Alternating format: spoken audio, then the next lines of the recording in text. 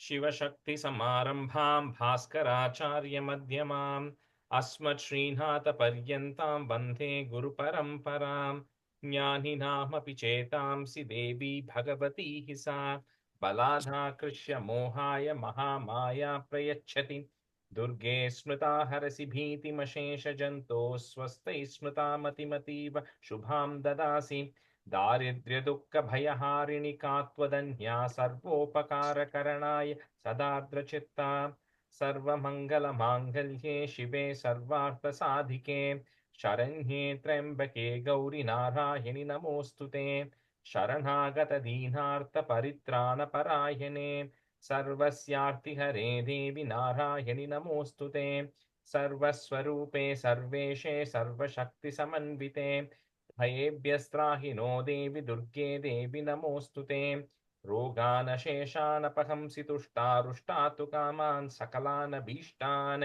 त्वामाश्रितानां न विपन्नराणां त्वामाश्रिताह्याश्रयतां प्रयान्ति सर्वबाधाप्रशमनं त्रैलोक्यस्याखिलेश्वरि एवमेव त्वया कार्यमस्मद्वैरिविनाशनम् ॐ Good evening, everyone. Sorry, I'm traveling today, so this hotel lighting is just really bad. So anyway, hopefully you can hear me okay. Okay, now on the 11th, we have to do today's stanza 7 to 43, right? So that's about 18 each. Priya is not on. Okay, so Matangi, can you do 18 and Kritika, can you do 18? Sure, Rajesh. ஆரம்பிக்கவா? You can start. You can do 7 to 25. கேக்குறதா? Okay.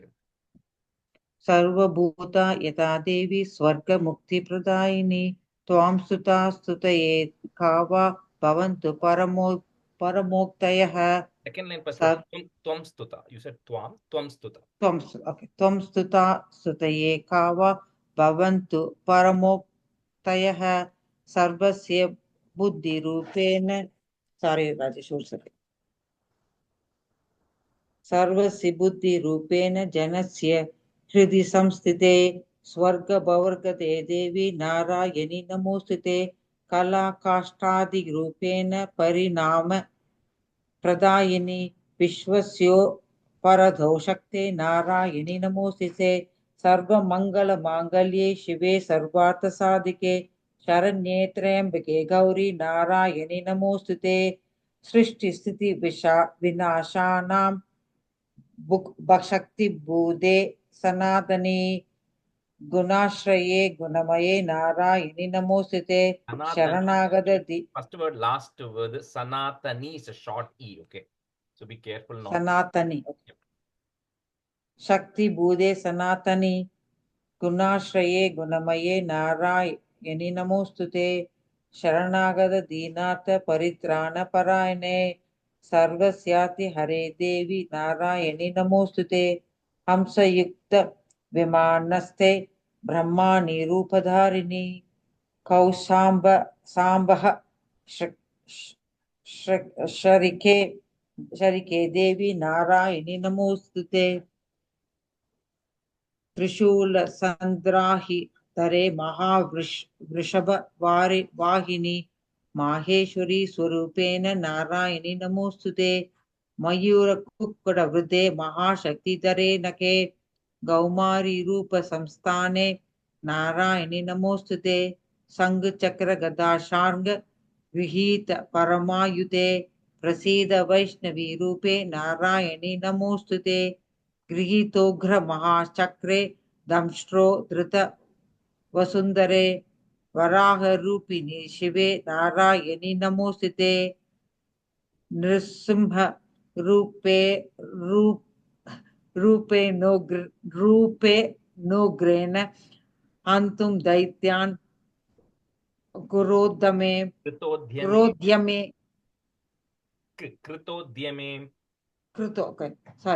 कृतोद्यमे त्रैलोक्यत्राण सहिते नारायणि नमोस्तुते किरीटिनी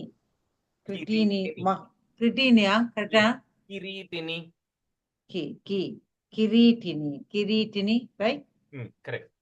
किरीटिनि महावज्रे सहस्र नयनोज्ज्वले वृथा प्राणहरे चैन्द्रि नारायणि नमोस्तुते शिवदूती स्वरूपेण हत दैत्य महाबले घोररूपे महारावे नारायणि नमोस्तुते दंष्ट्राकराल वदने शिरो माला विभूषणे चामुण्डे मुण्ड मदने नारायणि नमोस्तुते लक्ष्मी लज्जे महाविद्ये श्रद्धे पुष्टि स्वदे ध्रुवे महारात्रि महाविद्ये नारायणि नमोस्तुते मेते सरस्वती वरे भूधि प्राप्रवि तामसी नियते त्वं प्रसीदेशे नारायणि नमोस्तुते सर्वस्वरूपे सर्वेशि सर्वशक्ति समन्विते भयेभ्यस्त्राहिनो देवी दुर्गे देवी नमोस्तुते एतत्ते वदनं सौम्यं लोचनत्रय भूषितं पादु नः सर्वपीतिभ्यः कात्यायनि नमोस्तुते. Stop there. Okay. ज्वालाकरालमत्युग्रम् अशेषाजुरसूदनं त्रिशूलं पादुनो भीतेर्भद्रकाली नमोऽस्तु ते हिनस्ति दैत्यतेजां first line la अशेषा सा शुरसूदनं सुरसूदनं ओके हिनस्ति दैत्यतेजांसि स्वनेन पूर्यया जगत् सा खण्डा पादुनो देवी पापोप्येन सुदानिव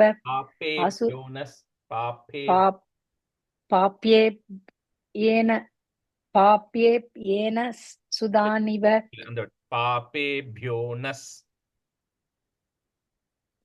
पाप्येभ्योन ओके असुरासृक् वसापङ्ग चर्चितस्ते करोज्ज्वलः सुभाय खट्को भवतु चण्डिके त्वां नता वयं रोकान शेषान बहंसि रुष्टा तु कामान् सकलान् अभीष्टान् त्वामाश्रितानां न विपन्नराणां त्वामाश्रिता हयाश्रयतां प्रयन्ति एतत् कृतं यत्कदनं त्वयात्यधर्म द्विषां देवी महासुराणां रूपैरनेकैर्बहुतात्ममूर्तिं कृत्वाम्बिके तत् प्रकरोदिकान्यां विद्यासु शास्त्रेषु विवेकदीपेषु आद्येषु वाक्येषु च कात्वन्या चकात्वदन्यां ममत्वकार्तेदि महान्धकारे विभ्रामयत् एतदीव विश्वं रक्ष. The first line, like we said last time, right? Viveka Deepeshu Adyeshu. You have to join it because every Parayanam they're going to say the first two lines together, right? So Viveka Deepesh Vadyeshu. Okay. Viveka Deepesh Vadyeshu. Yeah, correct. Yeah. Okay. Rakshamsi yatrokra vishascha yatrarayo tasyubalani yatra tavanalo yatra tatapti madhye tatra stita tvam paripasi vishwam vishveshwari tvam paripasi vishwam vishwatmika tarayasiti vishwam visveshavandya bhavanti विश्वाश्रया ये त्वयि भक्ति नम्रः देवि प्रसीद परिपालय नोरिबीदेर् नित्यं यथासुर वदादुनैव सत्यः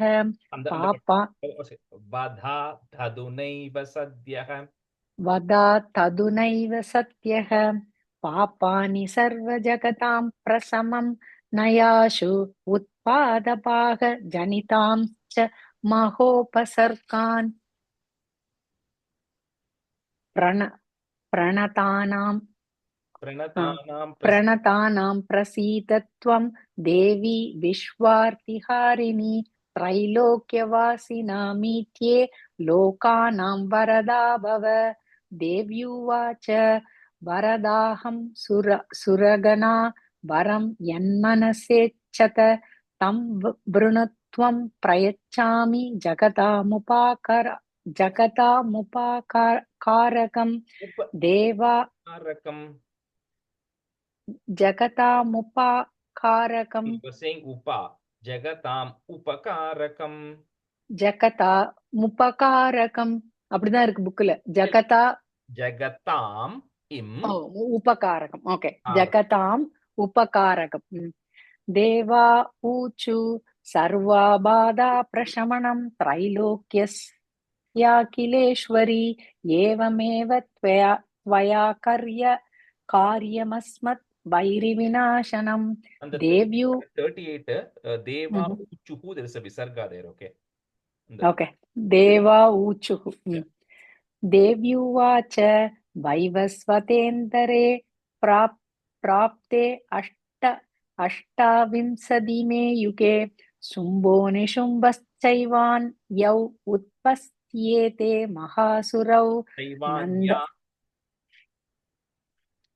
And again the same thing. And the Chaivan Yau उत्पस्येते.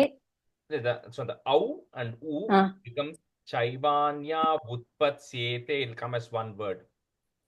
Chaivanyau Utpatsyete Mahasurav. Abhi solrela. I'll send it to you separately because that's something you have to say it together. So okay. Nandagopa grihe jata yasoda garbha sambhava tatas Yashoda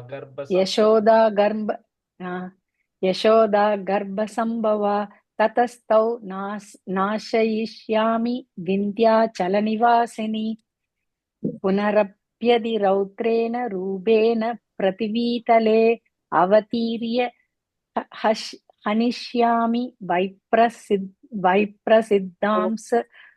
vaiprasiddhamstu tanavan pakshyan. Stop at 43. Okay, so I think some of those words, like I said, right, if your book has broken it down like that, like nishumbas chumbho nishumbas chaivanyau utpatsyete mahasura. That is correct from Sanskrit. It's two different words, but what happens is when you're saying those two things together as one, you cannot break it unless you literally put a comma there saying shumbho nishumbas chaivanyau utpatsyete mahasura, then it is correct. But if you're saying it as one word continuously, you cannot say au and u there. Okay, that is a Sanskrit rule. So okay. All right. Rajesh, I have a question.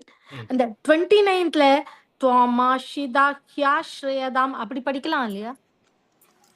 29 Twamashritana na vipannar adana Twamashritahyaashrayatam. Shraddha Twamashidakhyashrayadam prayanti அப்படி படிக்கலாம் இல்லையா சேர்த்து? Yeah. Okay, thank you. Is he and ashrayatam combined together becoming hyashrayatam? Yeah, okay, thank you. Okay. All right. So we'll do from 44. Jyoti, you can be a student. And Swami, are you on today?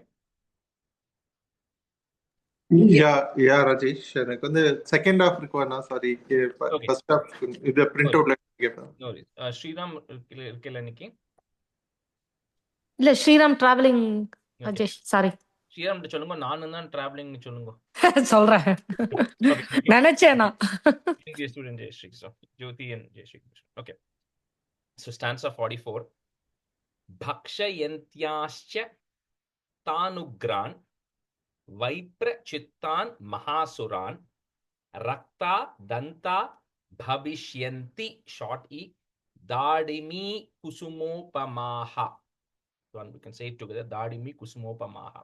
So like, we saw in the previous one, where the Devas first did a stuti, right? And then Devi is coming and telling them, okay, I'm going to take several incarnations. Like we know about the incarnations of Vishnu and Narayana, even Devi has a lot of incarnations. So here the next set of stanzas, she's going to be telling all the incarnations she's going to be taking. So first she said, I'm going to go to Nanda Gopa Grihe Jata Yashoda Garbha Sambhava. So that she's going to reside in Vindhyachala Nivasini, right? So I'm going to reside in Vindhyachala mountains where Shumbha, Nishumba are going to take birth again. I'm going to get rid of them.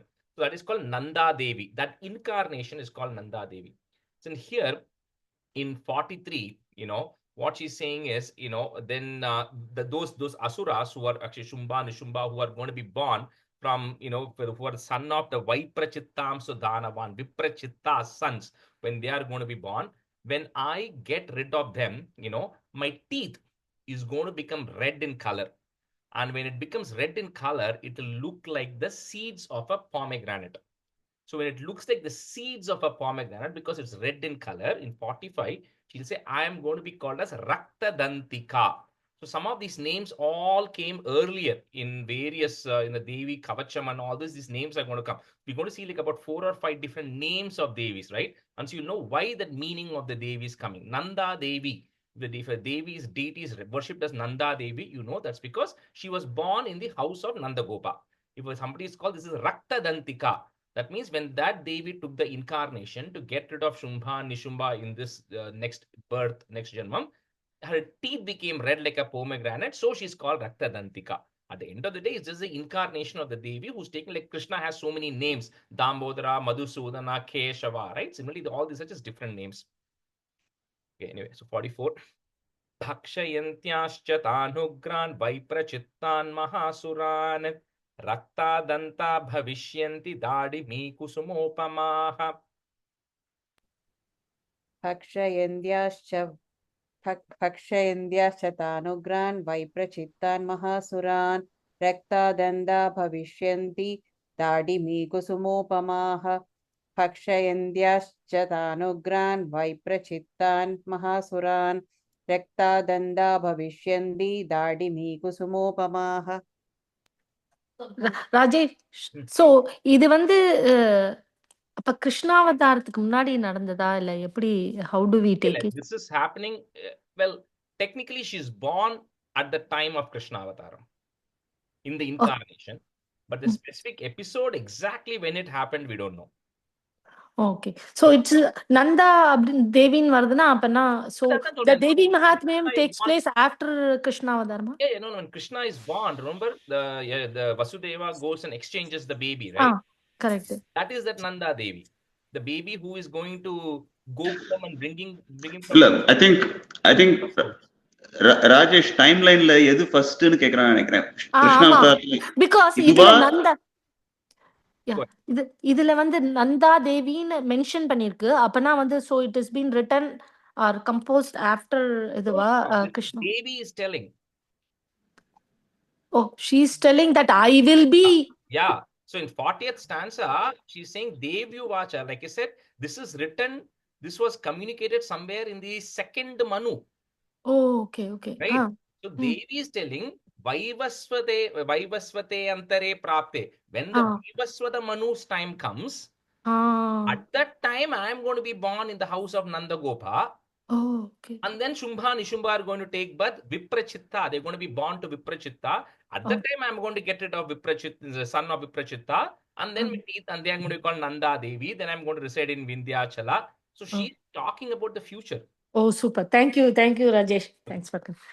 भक्षयन्त्याश्च धानुक्रान् वैप्रचित्तान् महासुरान् रक्तादन्ता भविष्यन्ति दाडिमीकुसुमोपमाः भक्षयन्त्याश्च धानुक्रान् वैप्रचित्तान् महासुरान् रक्तादन्ता भविष्यन्ति दाडिमीकुसुमोपमाः. ராஜேஷ், நெக்ஸ்ட்டுக்கு முன்னாடி நான் ஒரு question கேட்டுக்கிட்டா, இதுல வந்து English version இதுல வந்து பக்ஷ்யந்தியாஷ்சங்கிற மாதிரி வந்திருக்கு. இல்ல ஸ்பெல்லிங் வந்து BHAKS அண்ட் மீன்ஸ் எஸ் ஷாவோட இது YAN அப்படின்னு பக்ஷ்யந்தியாஷ்ச அப்படிங்கிற மாதிரி ஓகே. ततो मां देवताः पुट इस देवता स्वर्गे मर्त्यलोके च मानवाः स्तुवन्तो व्याहरिष्यन्ति shorty satatam raktadantika. So they are going to worship me as Raktadantika. ततो मां देवता स्वर्गे मर्त्यलोके च मानवाः स्तुवन्तो व्याहरिष्यन्ति सततं रक्तदन्तिकाम् ततो मां देवदस्वर्गे मर्त्यलोके च मानवाः स्तुवन्तो व्याहरिष्यन्ति सततं रक्तदन्तिकाम् ततो मां देवदास्वर्गे मर्त्यलोके च मानवाः स्तुवन्तो व्याहरिष्यन्ति सततं रक्तदन्तिकाम्. Rajeshji, Martyaloka is like Manavaloka? Yeah. So it's saying that Devas and the humans will worship me as Raqtadantika. तदो मां देवदास्वर्गे मर्त्यलोके च मानवाः स्तुवन्तो व्याहरिष्यन्ति सददं रक्ततन्दिकाम् तदो मां देवदास्वर्गे मर्त्यलोके च मानवाः स्तुवन्तो व्याहरिष्यन्ति सददं रक्ततन्दिकाम् Bhuyascha Shata Varshikyam, in break it that ma, im and a, Varshikyam, Anavrishyam Anambhasi. Anavrishyam Anambhasi, short e.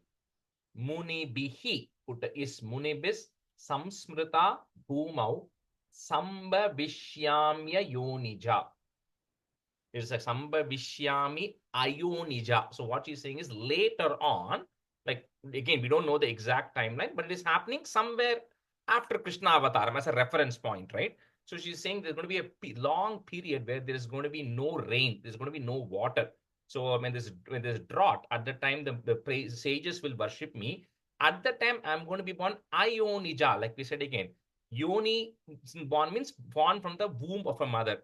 Ayonija means I'm not going to be born from the womb of a mother, but I'm going to appear, right? And once I appear, then, I will actually support, at that time, when the sages are looking at me, which is the next stanza, they will be able to see me as someone who has got hundreds of eyes. Okay, may not be physically hundreds of eyes, but someone who has got the ability to see everything. Maybe you can put it that way. So she said, I'm going to be called Shatakshi. That's going to come in the next stanza. So because she's having hundreds of eyes, she's going to be called as Shatakshi. Yeah. Bhuyascha shatavarshiknyam anavrishyam anambhasi munibhis samsmrita bhumau sambhavishyamya yonija. Mute little Jyoti. भूयश्च शतवार्षिक्याम् अनावृष्ट्याम् अनाभसि मुनिभिः संस्मृता भूमौ सम्भविष्याम्ययोनिज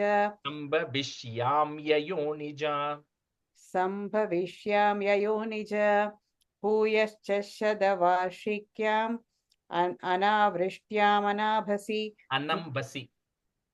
okay भूयश्च शतवार्षिक्याम् अनावृष्ट्याम् अनम्भसि मुनिभिः संस्मृता भूमौ सम्भविष्याम्ययोनिज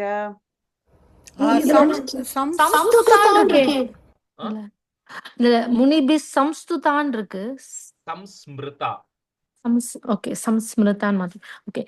Bhuyascha sadavarshikyam anavrishyam anambasi munibis samsrida bhumau sambhavishyam yayonija. Bhuyascha sadavarshikyam anavrishyam anambasi munibis samsrida bhumau sambhavishyam yayonija. Tataha, put ish, tatash shatena netranam nirikshishyami yanmunin kirtayishyanti manujaha, put ish manujash, shatakshimiti mam tataha. Shatakshim iti mam tataha. They're going to call me Satakshi. Tatash shatena netranam nirikshishyami yanmunin Kirtayishyanti manuja shatakshimiti mam tataha. ततश्शतेन नेत्राणां निरीक्षिष्यामि यन्मुनीन्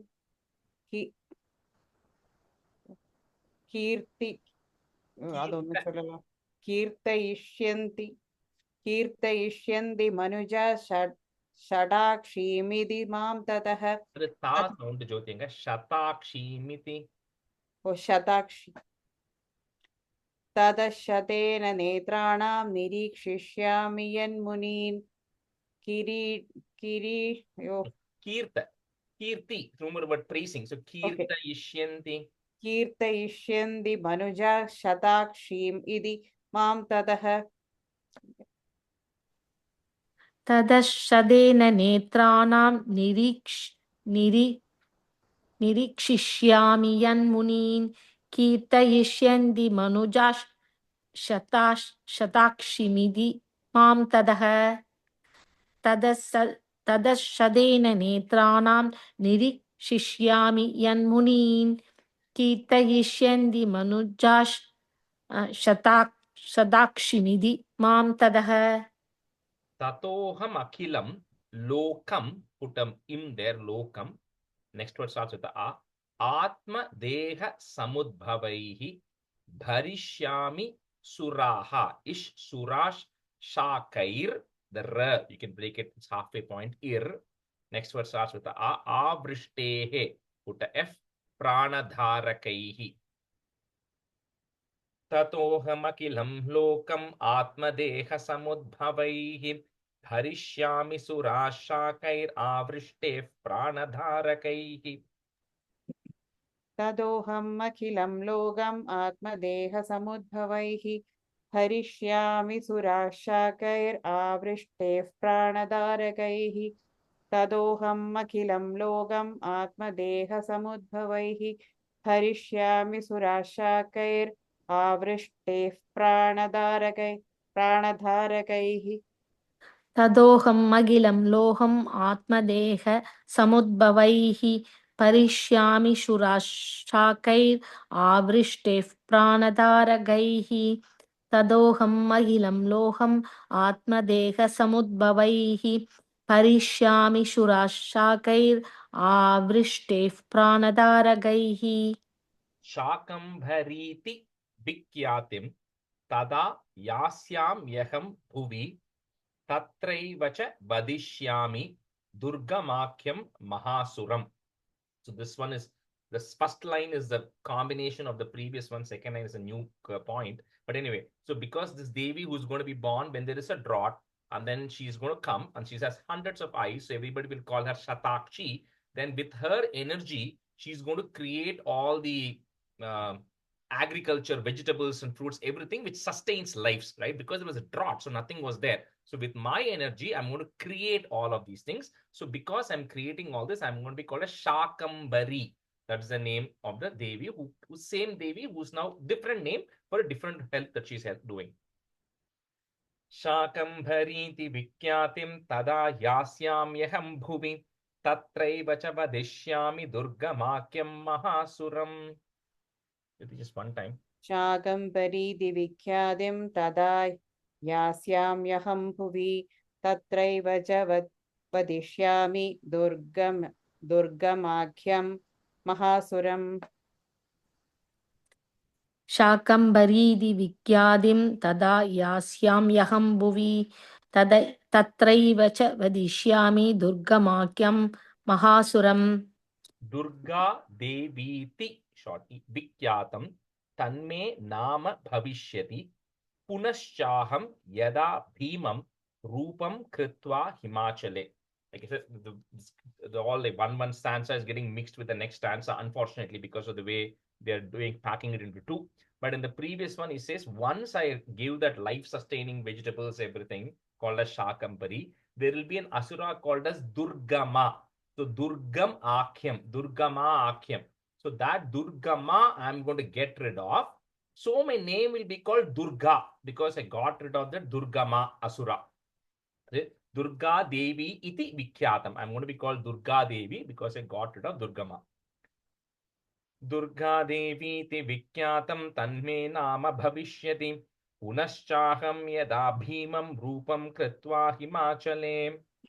Durga Devi दिविख्यातं तन्मे नाम भविष्यति पुनश्चाहं यदा भीमं रूपं कृत्वा हिमाचले दुर्गा देवी विख्यातं तन्मे नाम भविष्यति पुनश्चाहं यदा भीमं रूपं कृत्वा हिमाचले रक्षांसि भक्षयिष्यामि मुनीनां त्राणकारणात् tada mam munayah puta is munaya sarve stoshyantyānamra, one word, stoshyantyānamra murtayah.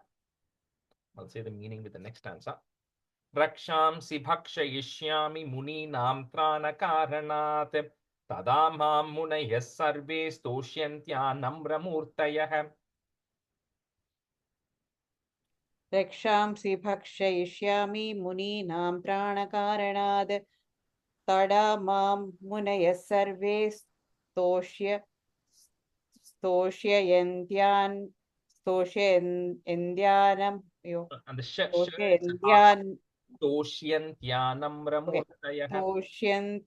स्तोष्यन्त्यानम्रमूर्तयः.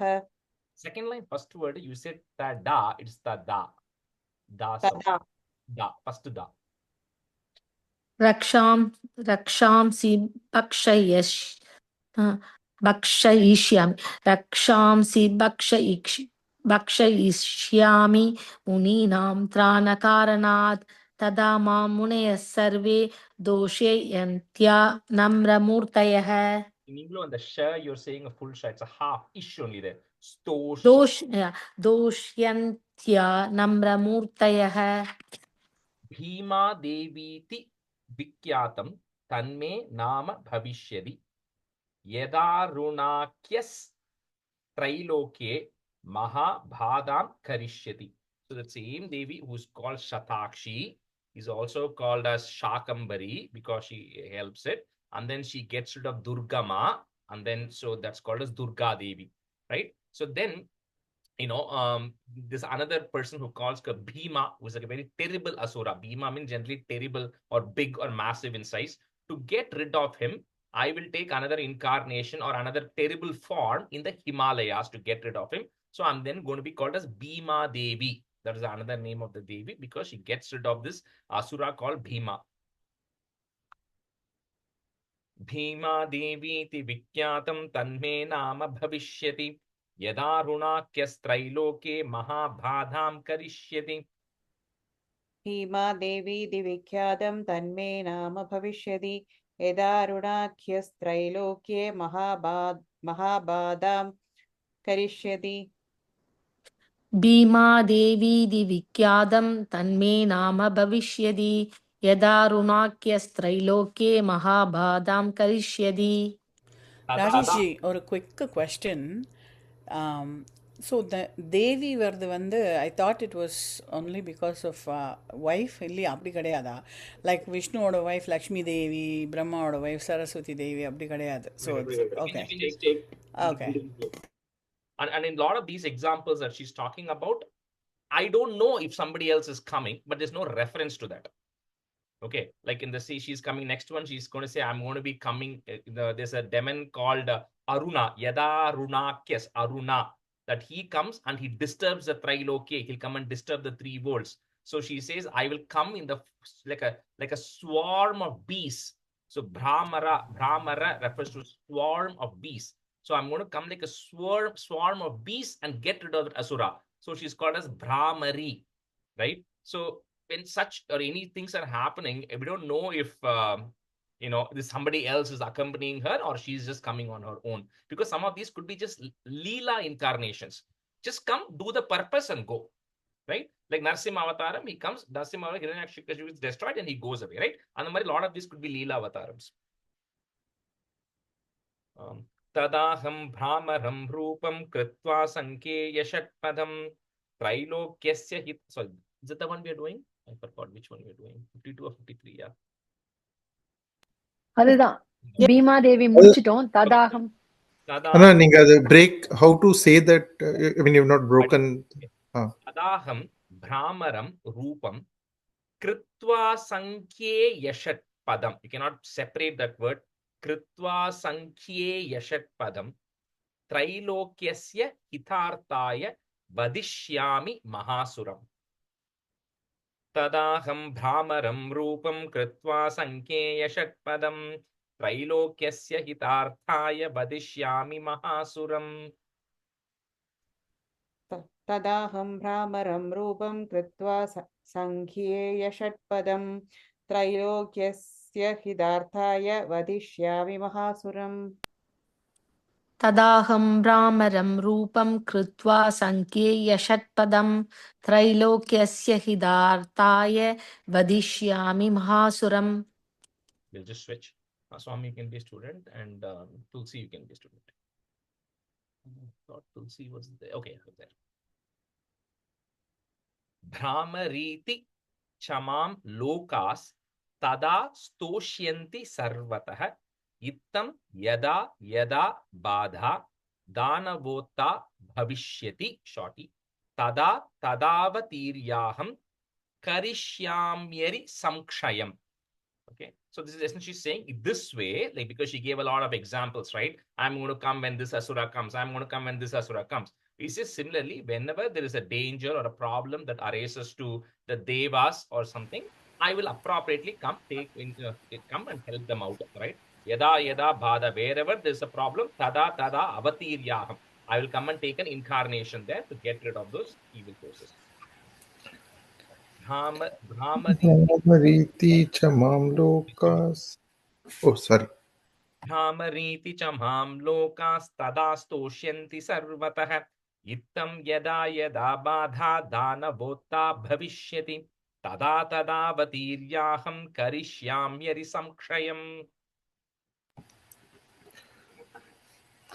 Brahmariti cha mamlokas tada stosyanti sarvatah yittam yada yada bhada danavota bhavishyati tada tada vatiryaham karishyamyari samkshayam Brahmariti cha mamlokas stosyanti sarvatah yittam yada yada badha danavotha bhavishyati tada tada vatiryaham karishyamyari samkshayam.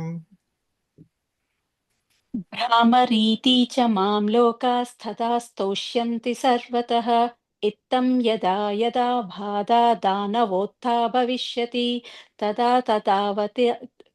तदावतीर्याहं करिष्याम्यरिसंशयम् ॐ भ्रामरीति च मां लोकास्तथा स्तोष्यन्ति सर्वतः इत्थं यदा यदा बाधा दानवोत्था भविष्यति तदा तदावतीर्याहं करिष्याम्यरिसंशयम् ॐ Satya santu yajamanasya kama aha namo devyai mahadevyai shivayai satatam namah namah prakrityai bhadrayai niyatah pranatasmatam sangayai sayudhayai saparivarayai sarvatmikayai sarvanarayanyai namah.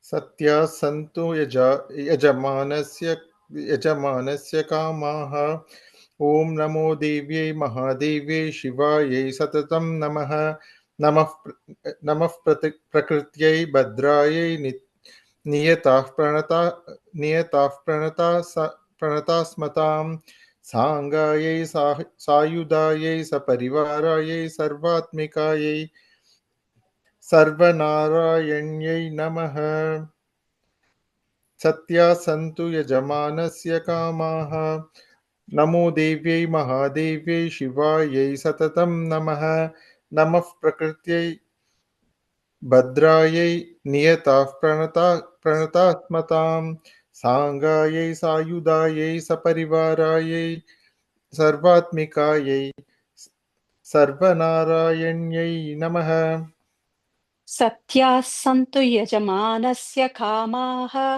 ॐ नमो देव्यै महादेव्यै शिवायै सततं नमः नमः प्रकृत्यै भद्रायै नियताः प्रणतास्मतां साङ्गायै सायुधायै सपरिवारायै सर्वात्मिकायै सर्वनारायण्यै नमः सत्याः सन्तु यजमानस्य कामाः ॐ नमो देव्यै महादेव्यै शिवायै सततं नमः नमः प्रकृत्यै भद्रायै नियताः प्रणतास्मतां साङ्गायै सायुधायै सपरिवारायै सर्वात्मिकायै सर्वनारायण्यै नमः. That completes the 11th chapter. So 12th one is like a palastuti, like Rajesh, sorry, ஒரே ஒரு question before we jump. நம்ம வந்து கிரேஸ் லேக் கோவில்ல சண்டி ஹோமம் பண்ணப்போ சாப்டர் 11 போதா ஒரு ஒரு கன்னியா பொண்ணு வந்து பண்ணினது சாப்டர் 11 அது. There's just a timing thing because it's about 10 minutes It is that Kanya Punnak வந்து to do the namaskaram and do the puja. And when they kind of around the 11th chapter, they do it so that by 12th and 13th chapter, that gets done when the homam is done by the 13th chapter. That's all, yes. Okay. Okay. அதுக்கு relevance இருக்காங்கிறது கேட்டேன் இந்த chapter. You can do it anytime you want. You can even do it after the chapters are over. But if you're running late, do it in parallel around this time so that gets done when the chanting is done. That's all. Okay. Okay. Got it. Thanks. Okay, so 12th chapter is Palastuti, right? So Vishnu Sahasranama, everything has a Palastuti, which says what are the benefits of chanting this thing. And like even in Vishnu Sahasranam, Krishna himself will say, Soham ekena shlokena suta evana samshayaha, right? Similarly, here Devi herself is going to tell, right? So what the benefits are of hearing and chanting and performing the homam of Chandi homam, which is Devi Mahatmyam homam. Om Devyu Vacha Ebihi put is ebis stavaischa mam nityam stoshyate yaha put is yes samahitaha tasyaham sakalam bhadam nashayishyamya samshayam. One word, nashayishyamya samshayam. Om Devyuvacha ebis stavaischa mam nityam stoshyate yes samahitaha Tasyaham sakalam badham nashayishyamya samshayam. Om Devyuvacha ebis tavaishcha mam nityam stoshyate yas samahitah tasyaham sakalam badham nashayishyamya samshayam. Om Devyuvacha ebis tavaishcha mam nityam stoshyate yas samahitah tasyaham sakalam bhadam nashayishyama samshayam. Nashayishyamya samshayam. ॐ देव्युवाच एभिस्तवैश्च मां नित्यं स्तोष्यते यः समाहितः तस्याहं सकलां बाधां नाशयिष्याम्य संशयम् ॐ देव्युवाच एभिस्तवैश्च मां नित्यं स्तोष्यते यः समाहितः तस्याहं सकलां बाधां नाशयिष्याम्य संशयम्. It says asamshayam, that last word, the S symbol is coming. Asamshayam means there should be absolutely no doubt, right? So whoever is praying, whoever is chanting this on a regular basis, of course, with a lot of devotion, there should be no doubt that I will get rid of all of their misfortunes. Madhu Kaitabha Nasham. Sorry, one Rajesh, Ashamshayam சொல்லணும் அப்படிங்கறல நீங்க அங்க சொல்றது. The word is Asamshayam, but it comes with that kind of when it's said together, it will just merge. So you don't have to Nashayishyamya samshayam அப்படினு தான். Nashayishyamya samshayam, you say it together, that will. Okay. I was just calling out that word is Asamshayam there. Madhu Kaitabha Nasham cha Mahishasura Ghatanam Kirtayishyanti Etadvat Vadam Shumbha Nishumbhayoho. That's connected with the next stanza, so I'll say the meaning there. Madhukaithabha nasham cha mahishasura ghatanam kirtayishyanti etadvat vadam shumbha nishumbhayoho. Madhukaithabha nasham cha mahishasura ghatanam kirtayishyanti etadvat vadam shumbha nishumbhayoho. Madhukaithabha nasham cha Mahishasuraghātanam kirtayishyanti etadvad vadam shumbha nishumbhayoho. मधुकैटभनाशं च महिषासुरघातनं कीर्तयिष्यन्ति एतद्वद्वथं शुम्भनिशुम्भयोः मधुकैटभनाशं च महिषासुरघातनं कीर्तयिष्यन्ति ये तत्त्वत्वथं शुम्भनिशुम्भयोः अष्टम्यां च चतुर्दश्यां नवम्यां चैकचेतसः श्रोष्यन्ति चैव ये भक्त्या मम माहात्म्यम् उत्तमम्. So you can chant it anytime you want, every day. But like you said, there are certain days where there's more power, more energy which is coming. So she's saying on the lunar side, the 15 days where the moon is in the waning side, at that time, Ashtamyam, 8th, Navamyam, 9th, and the 14th day of those portion of those times of the month, when you chant it or if you hear it, my Mahatmyam, then those who do it, in the next couple of stanzas, she'll say what are the benefits. But essentially, it just says those are more powerful days. I don't know why, but those are the days she's saying it's important that you chant it. Ashtamyam cha chaturdashyam navamyam chaikachetasah श्रोष्यन्ति चैव ये भक्त्या मम माहात्म्यमुत्तमम्. अष्टम्यां च चतुर्दश्यां नवम्यां चैकचेतसः श्रोष्यन्ति चैव ये भक्त्या मम माहात्म्यमुत्तमम्. अष्टम्यां च चतुर्दश्यां नवम्यां चैकचेतसः श्रोष्यन्ति चैव ये भक्त्या मम माहात्म्यमुत्तमम्. What does Shoshwanti mean? Saying? Shruta, to hear. To hear, okay. अष्टम्यां च चतुर्दश्यां नवम्यां चैकचेतसः श्रोष्यन्ति चैव ये भक्त्या मम माहात्म्यमुत्तमम् अष्टम्यां च चतुर्दश्यामं नवम्यां चैकचेतसः श्रोष्यन्ति चैव ये भक्त्या मम माहात्म्यमुत्तमम्. Second time, the Chaturdashyam, you said some other word. I think you added an extra mam, but Chaturdashyam, Navamyam. Okay, those two words.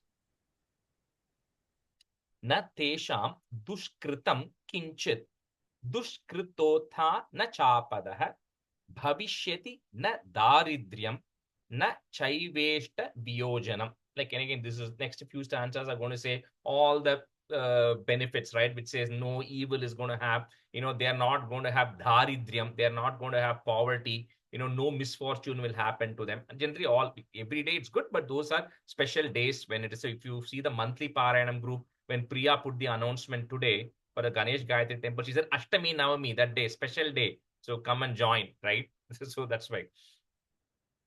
न तेषां दुष्कृतं किंचित् दुष्कृतोत्था न चापदः भविष्यति न दारिद्र्यं न चैवेष्ट वियोजनम्. न तेषां दुष्कृतं किंचित् दुष्कृतोत्थ न चापदः भविष्यति न दारिद्र्यं न चैवेष्ट वियोजनम्. न तेषां sound दुष्कृतोत्था न चापदः न तेषां दुष्कृतं किंचित् दुष्कृतोत्था न चापदः भविष्यति न दारिद्र्यं न चैवेष्ट वियोजनम्. न तेषां दुष्कृतं किंचित् दुष्कृतोत्था न चापदः भविष्यति न दारिद्र्यं न चैवेष्टवियोजनम्. न तेषां दुष्कृतं किंचित् दुष्कृतोत्था न चापदः भविष्यति न दारिद्र्यं न चैवेष्टवियोजनम्. शत्रुतो न भयं तस्य दस्युतो वा न राजतः न शस्त्रानलतो यौगात्. One word. न शस्त्रानलतो यौगात् कदाचित् संभविष्यति. Short e. So he says no worry from Shatruto, no worry from enemies, nor will you have any danger which comes from Shastra, Anala, Toya. Toya is water, Shastra is weapons, Anala is referring to fire or flood, any water related things, no danger will occur to you. शत्रुतो न भयं तस्य दस्युतो वा न राजतः न शस्त्रानलतो यौघात् कदाचित् संभविष्यति. शत्रुतो न भयं तस्य दस्युतो वा न राजतः न न शस्त्रानलतो यौगात् कदाचित् सम्भविष्यति शत्रुतो न भयं तस्य दस्युतो वा न राजतः न शस्त्रानलतो यौगात् कदाचित् सम्भविष्यति. The word as much as possible, the Shastra, Nalato, you cannot say it together because it's Shastra, Anala joined together. Okay. So Shastra, Nala, To Yaughat. न शस्त्रानलतो यौगात् कदाचित् सम्भविष्यति. शत्रुतो न भयं तस्य दस्युतो वा न राजतः न शस्त्रानलतो यौगात् कदाचित् सम्भविष्यति शत्रुतो न भयं तस्य दस्युतो वा न राजतः न शस्त्रानलतो यौगात् कदाचित् सम्भविष्यति Asman Mamaitan Mahatmyam Patithavyam Samahitaihi Shrotavyam Cha Sada Bhaktya Param Swastyayanam Hi Tat. So it says, whoever is either chanting it or even hearing, all of these things have power of also hearing it.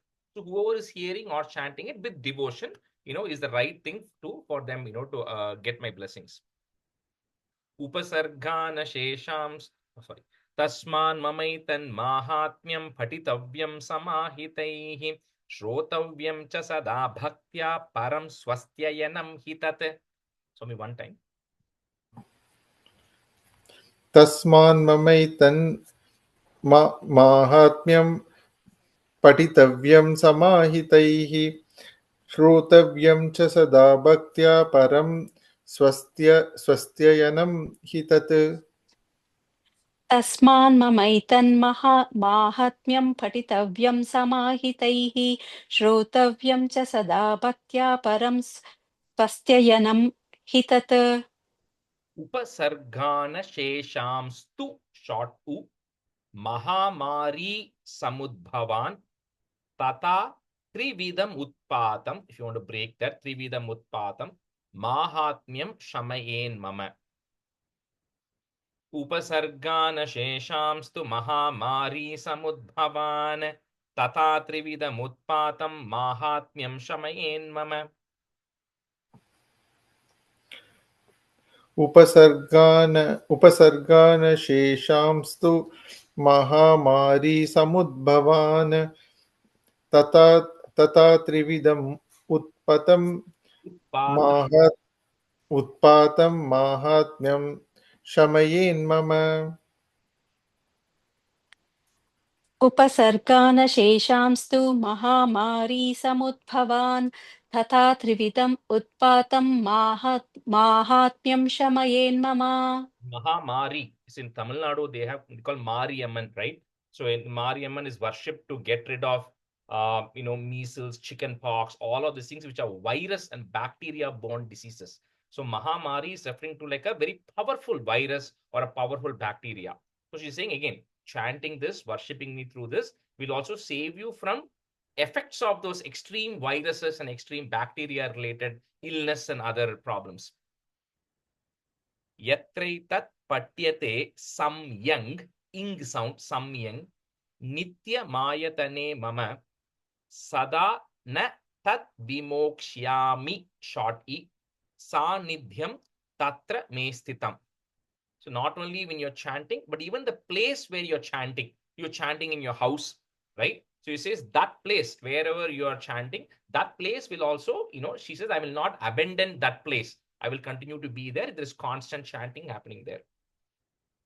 Yatraitat patyate samyang nityamayatane mama sadana tad vimokshyami sanidhyam tatra me sthitam. यत्रैतत् पाठ्यते सम्यं नित्यमायातने मम सदा न तद्विमोक्ष्यामि सान्निध्यं तत्र मे स्थितम्. यत्रैतत् पठ्यते सम्यं नित्यमायतने मम सदा न तत् विमोक्ष्यामि सान्निध्यं तत्र मे स्थितम्. Bali pradane pujayam, you can put that im there. Next word starts with a. Agnikarye mahotsave sarvam mamaitach charitam im ucharyam shravyameva. So wherever Bali, no, Bali doesn't mean you have to kill an animal, okay? Like in Chandi Homam, we do Bali, but you put a pumpkin or you can put a vegetable. Anything could be a offering, right? So wherever an offering like that is happening, or wherever Agni Karya, wherever a Homam is happening, where you're performing an Agni Karyam, or in some, where is Agni Karyam Mahotsave, or some grand festival is happening, in all of those situations, it is appropriate to chant Devi Mahatmyam, right? As kind of that's a place. That's why when you do this Bhagavad Seva or when you're doing all of these things, they chant a portion of Devi Mahatmya. You don't have to chant everything because you may not have time, and then you chant a portion of it. Rajesh ji, so Bali means offering. Is that why Bali Maharaj was named like that? Because he offered himself to the Lord? I don't know if it was because of that. Good question, good point also. But even before that, he's called Bali, but maybe he had some other name and then he was called Bali before he did this. I don't know. But all references point to his name as only Bali.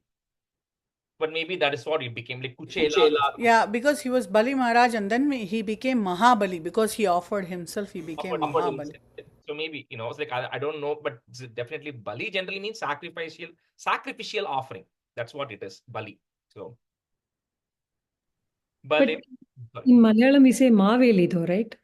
Other Malayalam, I don't know what the meaning of that is. Maybe Jyoti can answer it, but